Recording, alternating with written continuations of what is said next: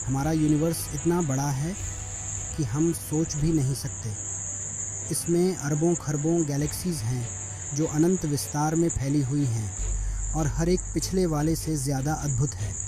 इन galaxies की संरचनाएं इतनी जटिल और विविध हैं कि वे हमें विस्मित कर देती हैं। ये आइलैंड यूनिवर्स कॉस्मिक शहरों की तरह हैं जिनमें तारे, गैस, धूल और ग्रह भरे हुए हैं।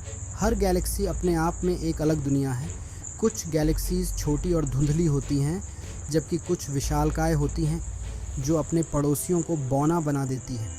ये गैलेक्सीज़ अपने आकार और चमक में बहुत भिन्न होती हैं। वो यूनिवर्स के अविश्वसनीय आकार और उसके रहस्यों का प्रमाण है। ये गैलेक्सी क्लस्टर्स हमें ब्रह्मांड की विशालता का एहसास कराते हैं। सोचो कि आप रात को शहर की रोशनी से दूर खड़े हो। जब आप आकाश की ओर देखते हैं तो आपको लाखों तारे दिखाई देते हैं। जब आप आकाशगंगा को देखते हैं तो आप अपनी ही गैलेक्सी का एक छोटा सा हिस्सा देख रहे होते हैं। मिल्की वे की सर्पिल संरचना अद्भुत है।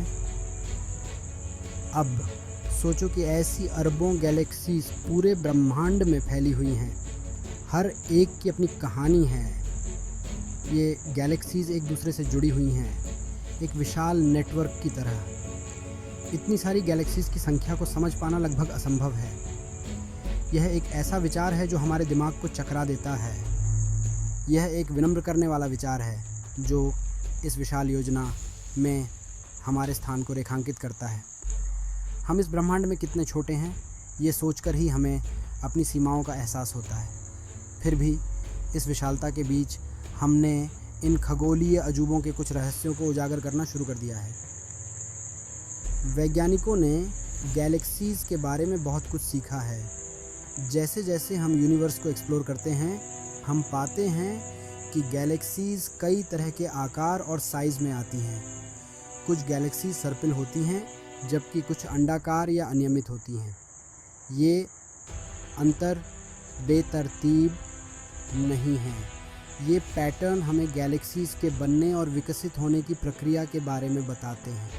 वो हमें गैलेक्सीज़ के इतिहास के बारे में बताते हैं कि वो कैसे बनी और कैसे विकसित होती रहती हैं। गैलेक्सीज़ का विकास एक निरंतर प्रक्रिया है जो हमें ब्रह्मांड के रहस्यों को समझने में मदद करती है।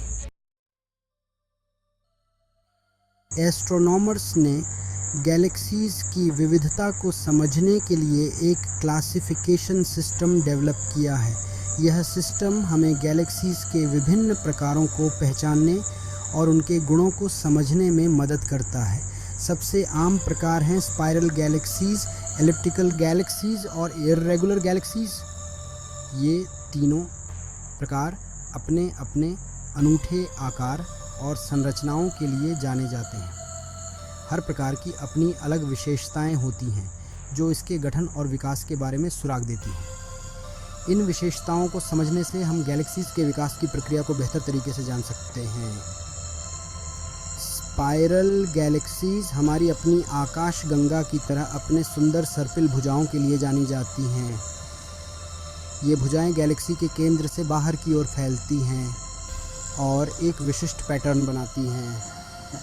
ये भुजाएं एक्टिव स्टार फॉर्मेशन की साइट हैं जहां गैस और धूल एक साथ मिलकर नए तारे बनाते हैं।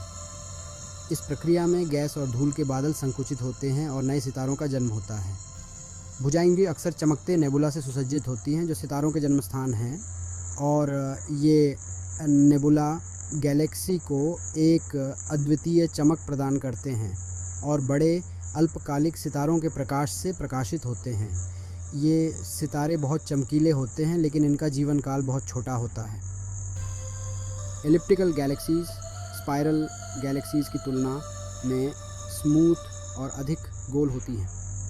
इनका आकार अधिक नियमित और गोलाकार होता है। उनके पास विशिष्ट सर्पिल भुजाओं की कमी होती है जो उन्हें स्पाइरल गैलेक्सीज़ से अलग बनाती है, और अक्सर प्रकाश के चिकने अंडाकार आकार के धब्बों के रूप में दिखाई देते हैं। ये गैलेक्सीज़ बहुत ही शांत और स्थिर दिखती हैं। माना जाता है कि एलिप्टिकल गैलेक्सीज़ छोटी गैलेक्सीज़ के विलय से बनी हैं। जो समय के साथ एक साथ मिलकर एक बड़ी और अधिक समान गैलेक्सी बनाती है, जिसके परिणाम स्वरूप उनका स्वरूप अधिक समान है। ये गैलेक्सीज बहुत ही स्थिर और संतुलित होती हैं। इर्रेगुलर गैलेक्सीज, जैसा कि उनके नाम से पता चलता है, आसान वर्गीकरण की अवहेलना करते हैं। इनका आकार और संरचना बहुत ही अनियमित और अराजक होती है। उनके पास सर्पिल या अंडाकार की नियमित संरचना का अभाव होता है, जो उन्हें अन्य गैलेक्सीज से अलग बनाता है, और अक्सर अराजक विषम आकार होते हैं। ये गैलेक्सीज बहुत ही अनियमित और असंगठित दिखती हैं। हो सकता है कि ये गैलेक्सीज अन्य गैलेक्सीज के साथ गुरुत्वाकर्षण संपर्क या आंतरिक प्रक्रियाओं से विकृत हो गई हों। इन प्रक्रियाओं के कारण इनका आकार और संरचना बदल जाती है।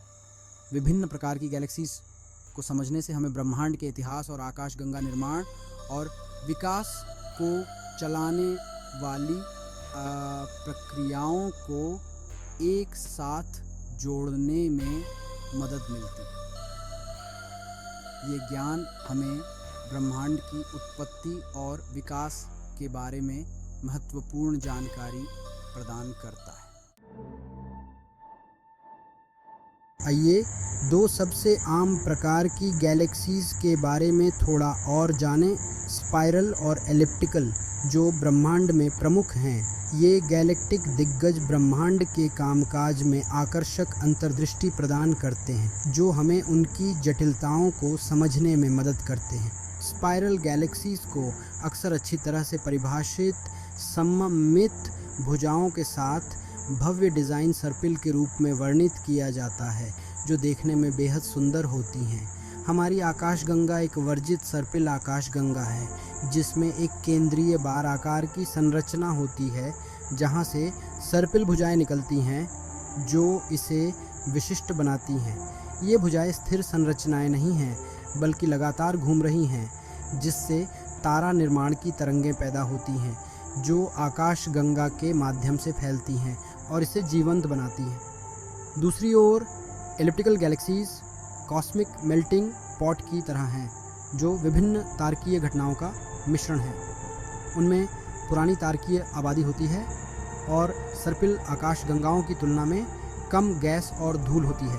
यह दर्शाता है कि तारा निर्माण काफ़ी हद तक बंद हो गया है और वे स्थिर हैं। उनके चिकने फीचरलेस आकार बताते हैं कि उन्होंने अन्य आकाशगंगाओं के साथ कई विलय का अनुभव किया है। उनके सितारे अब आकाशगंगा की गुरुत्वाकर्षण पकड़ के भीतर एक अराजक नृत्य में घूम रहे हैं, जो अद्वितीय है। सर्पिल और अंडाकार के बीच का अंतर आकाशगंगाओं की गतिशील प्रकृति को उजागर करता है, जो उनके विकास को दर्शाता है। वे स्थिर संस्थाएं नहीं हैं, बल्कि अरबों वर्षों में विकसित होती हैं, जो आंतरिक प्रक्रियाओं और उनके गांगेय पड़ोसियों के साथ बातचीत से आकार लेती हैं और हमें ब्रह्मांड की कहानी बताती हैं। इससे पहले कि हम यूनिवर्स की सबसे बड़ी गैलेक्सी के बारे में चर्चा करें, हमें यह समझने की ज़रूरत है कि खगोलविद इसमें शामिल विशाल दूरी को कैसे मापते हैं। ब्रह्मांडीय दूरियां इतनी विशाल हैं कि उन्हें प्रकाश वर्ष में मापा जाता है। एक वर्ष में प्रकाश जितनी दूरी तय करता है, जो लगभग 5.88 ट्रिलियन मील है। यह दूरी इतनी बड़ी है कि इसे समझना मुश्किल हो सकता है, लेकिन यह खगोलविदों के लिए एक महत्वपूर्ण मापदंड है। खगोलविदों द्वारा उपयोग की जाने वाली एक विधि को कॉस्मिक लंबन कहा जाता है। यह विधि हमें पास के तारों की दूरी मापने में मदद करती है। जैसे ही पृथ्वी सूर्य की परिक्रमा करती है, पास के तारे अधिक दूर के तारों की पृष्ठभूमि के विरुद्ध अपनी स्थिति में थोड़ा स्थानांतरित होते हुए दिखाई देते हैं। इस छोटे से बदलाव को मापकर खगोलविद पृथ्वी से तारे की दूरी की गणना कर सकते हैं। यह विधि विशेष रूप से पास के तारों के लिए उपयोगी है। इस छोटे से बदलाव को मापकर खगोलविद पृथ्वी से तारे की दूरी की गणना कर सकते हैं। यह विधि विशेष रूप से पास के तारों के लिए उपयोगी है, लेकिन अधिक दूर की वस्तुओं के लिए हमें अन्य तकनीकों की आवश्यकता होती है। अधिक दूर की आकाशगंगाओं के लिए खगोलविद मानक मोमबत्तियों पर भरोसा करते हैं, ऐसी वस्तुएं जिनकी आंतरिक चमक झांत होती है। मानक मोमबत्तियाँ खगोलविदों को दूर की आकाशगंगाओं की दूरी मापने में मदद करती हैं। वस्तु की स्पष्ट चमक।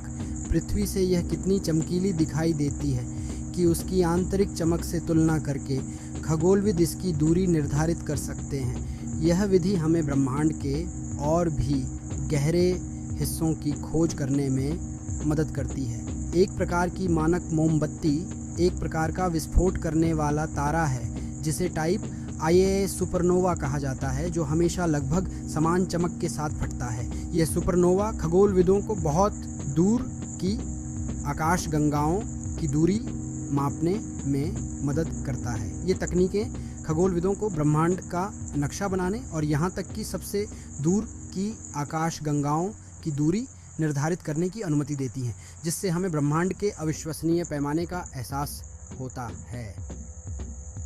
इन मापों के बिना हम ब्रह्मांड की विशालता और उसकी संरचना को समझने में असमर्थ होते। खगोलविदों की ये मेहनत हमें हमारे स्थान और समय के बारे में गहरी समझ प्रदान करती है।